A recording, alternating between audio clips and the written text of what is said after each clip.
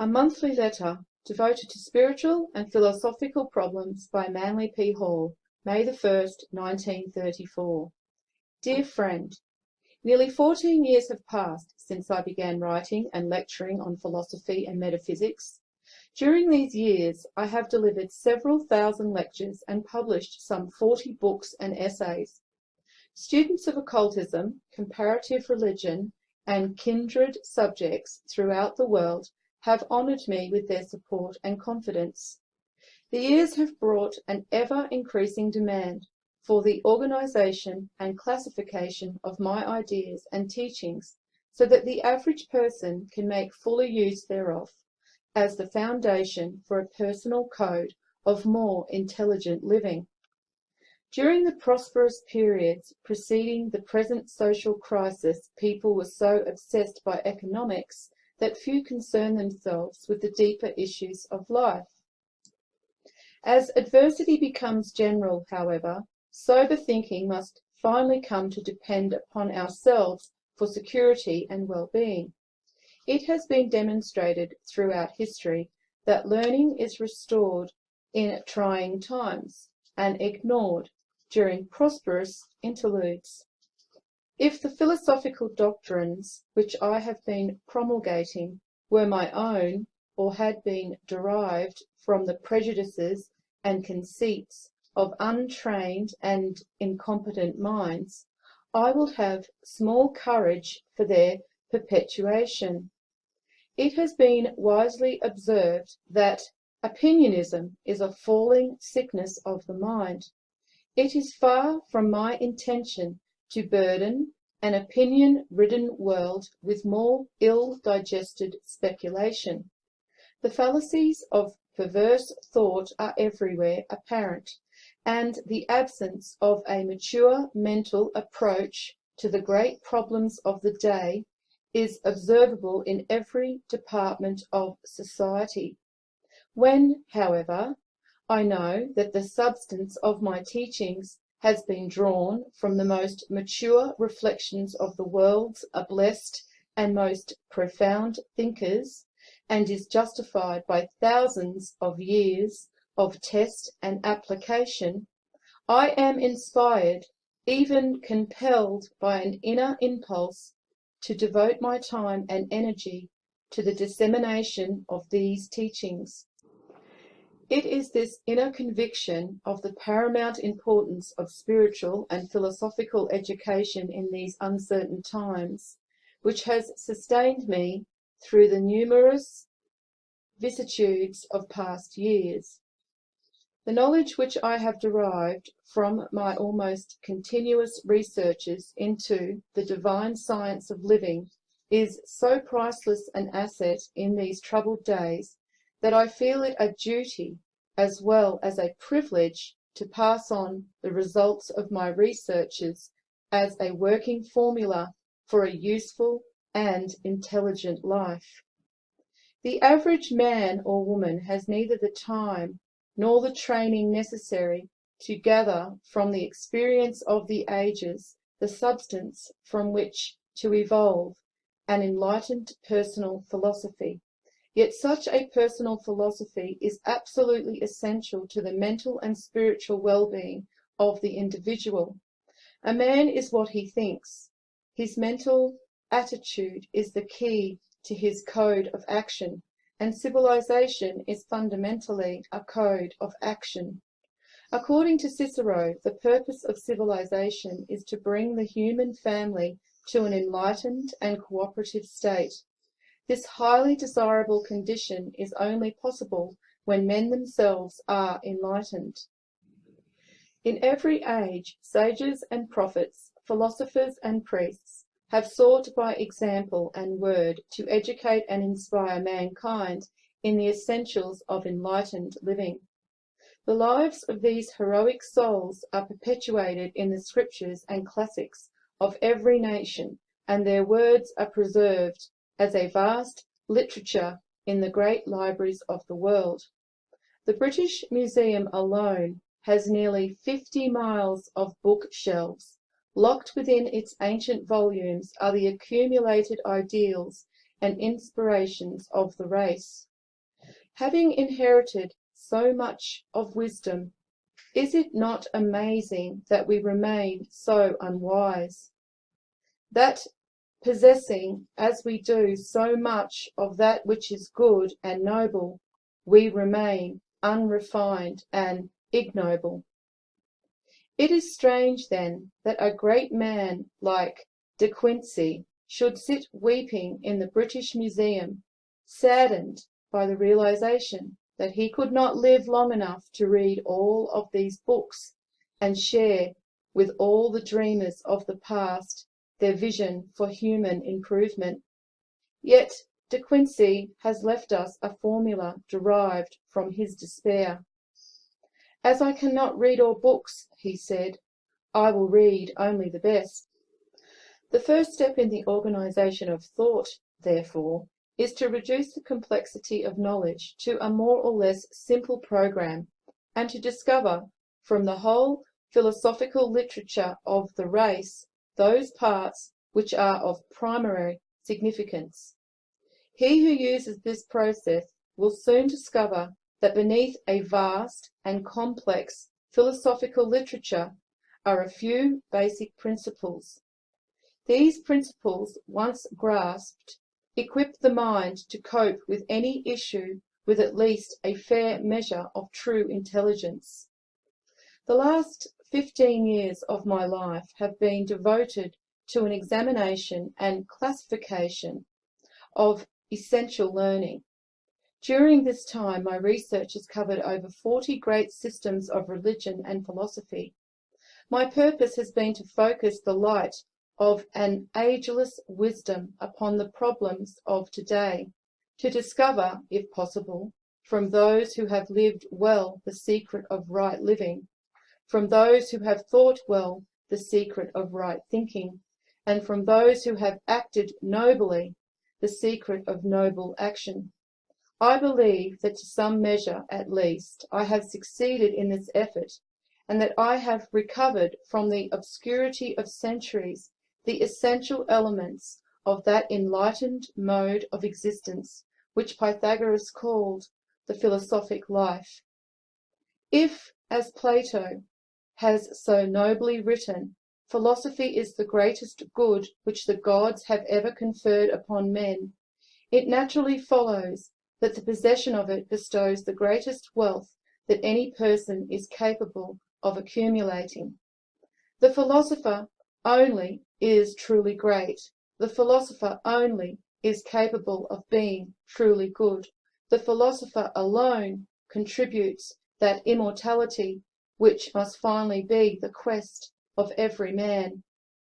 You may naturally ask what I mean by philosophy, for it is evident that my use of the word is not according to the popular concept.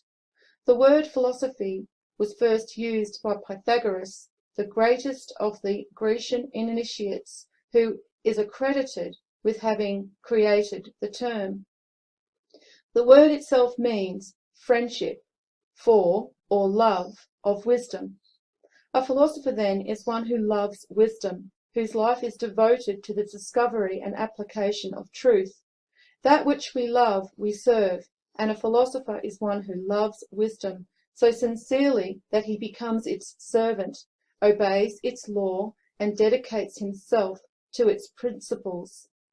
A philosopher is not one who reads, studies, or memorizes the thoughts or opinions of others, but one who so cherishes the great ideals of the race that he lives a harmless and creative life, achieving the highest axiom of the Platonists, namely, wisdom is thinking with God and thinking with nature. You will perceive how different this is from the modern concept, for wisdom today is interpreted to be thinking of God and of nature. According to the modern definition, philosophy covers 6 fields of mental activity as follows. 1. Metaphysics, which includes theology, cosmology, and the nature of being. 2. Logic, or the doctrine of reasonableness. 3. Ethics, which includes morality. and character and the discovery of the nature of good. 4. Psychology, which includes the whole field of mental phenomena. 5. Epistemology, which is concerned primarily with the problem as to whether knowledge in itself can exist in an absolute form. And 6. Aesthetics, which includes the science of the reactions caused by beauty, harmony, elegance, and nobility. This classification is excellent as far as it goes, but is incomplete. Every branch of learning is susceptible of division into a septenary, its parts being under the rulership of the 7 sacred planets. The 7th branch of philosophy, not given in any exoteric classification, is theurgy, a word first used by the Alexandrian Neoplatonists. The word theurgy means a divine work, and was defined by the ancient as doing the work of God. The popular translation associates the word with miracles, but it really means the science of becoming godlike, and covers the actual processes by which a man becomes a philosopher, or, as the ancients called it, the disciplines of philosophy. Thus, in its 7 branches, philosophy covers all of the sacred and profane forms of learning, and by the possession of it, the individual achieves the perfection of himself. Only by becoming a philosopher in the truest sense of that term does man fulfill the purpose of his existence. Therefore, it is our intention to devote the first 12 of these student letters to a summary of the principles of philosophy. I believe that through these letters I shall be able to accomplish a work that has been close to my heart for many years. I want to bring to everyone who is interested in self-improvement a concise and organized picture of what constitutes a philosophic life. We shall pass step by step through all of the departments of philosophy, from metaphysics to theurgy, interpreting each of them not in the superficial way in which they are approached by modern scholastics, but according to the method advocated and practiced by those great initiated philosophers to whom we owe all that we possess of an inspired learning. I want you to come to look upon philosophy not as an abstract and difficult word suggesting arduous labour, but as a simple and friendly term standing for all that is good and all that is real in knowledge. I want you to make philosophy the great work of your life. I want you to think of it as the greatest building power in society. The mastery of philosophy is the supreme accomplishment of which man is capable, and the living of philosophy is the most noble of all arts. Philosophy is the perfect science and the science of perfection. It is that branch of learning devoted to the understanding and application of knowledge. It has as its first work the elevation of the human intellect to a realization of the divine plan. It has as its final consummation the elevation of man to absolute union with universal wisdom. In the process of perfecting its disciples, philosophy makes use of every known form of knowledge, and he who perfects himself in its principles becomes truly divine. As religion, philosophy leads to the knowledge of God. As philosophy, it leads to the knowledge of self, and as science, it leads to the knowledge and mastery of nature. In the words of Paracelsus, the beginning of wisdom is the beginning of supernatural power. In this present age, theology leads to confusion and science to a hopeless unbelief. Only philosophy can bring us to the golden time we look for. A civilization built upon ignorance and perpetuated by ignorance is collapsing under the weight of ignorance.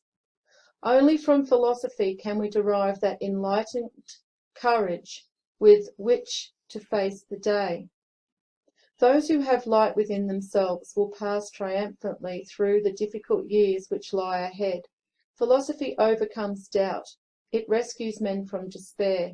It perceives justice beneath injustice and gives vision and a certain hope. By philosophy we can live wisely and die well. The philosopher is unconquerable. The imperishable intellect survives every destruction. The philosopher is in the vanguard of progress. Those who perfect themselves in wisdom are called the twice-born, for by wisdom man is given a new birth. He departs from the old life with its uncertainties and limitations into a new illumined existence. Pythagoras refers to the philosopher as the deathless soul.